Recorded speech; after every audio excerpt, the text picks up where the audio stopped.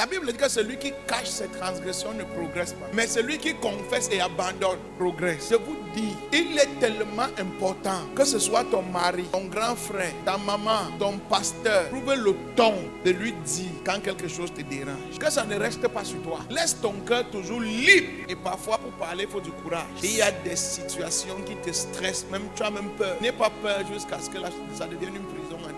Peu importe ta peur, finis par parler. Quand on dit que quelqu'un a changé, les gens ne changent pas. Les gens gardent des choses. Et après, ça change leur nature. Ils gardent. Et après, l'amertume l'envahit. Et tu ne reconnais plus la personne qui souriait. Ce n'est pas tout ce qu'on avale. Tu ne peux pas avaler les piquants. Ça va te tuer. Il y a des choses qu'il faut laisser sortir. Quand c'est avec les aînés, il faut savoir avec quel ton tu fais sortir. Quand c'est avec tes égos, tu craches ça comme ça vient. Quand tu es avec les parents, tu sais aussi avec quel ton tu vas faire sortir. Mais ne garde pas. Peu importe comment tu es calme, peu importe comment tu digères les choses, on va toujours faire confiance à celui qu'on connaît. Les gens font plus confiance aux gens qui savent, qui connaissent et maîtrisent. Tu ne peux pas faire confiance à quelqu'un qui est mystérieux parce que tu ne sais pas comment il va réagir. Parfois, tu crois qu'en ne pas réagissant, parfois, en ne pas parlant, en ne pas exprimant ce que tu ressens, on va plus te faire confiance.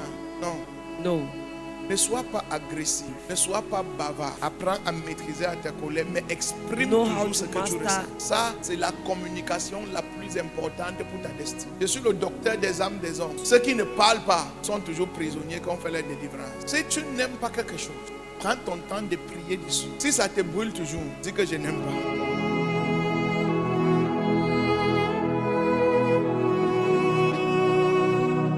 Regarde parmi tes frères à la maison. L'enfant qui a toute l'attention de ton père et de ta mère, c'est celui qui bouge. Vrai ou faux? Toi qui es calme, qui ne parle jamais. On t'a mis dans un coin, vrai ou faux? Mais c'est celui qui dérange beaucoup là. C'est lui qui a toute l'attention et ça lui qu'on donne tout. Quoi? Mais tu ne peux pas être un enfant de Dieu et être mou. Impossible.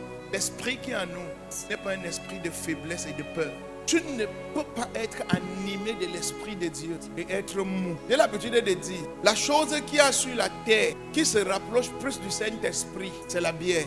La chose qui se rapproche plus des facultés du Saint-Esprit, c'est l'alcool. C'est pour ça qu'un chrétien ne doit pas boire. Pas que la Bible dit qu'un chrétien ne doit pas boire, mais moi je te dis qu'un chrétien ne doit pas boire. Pourquoi? La bière est un amplificateur de facultés physiques.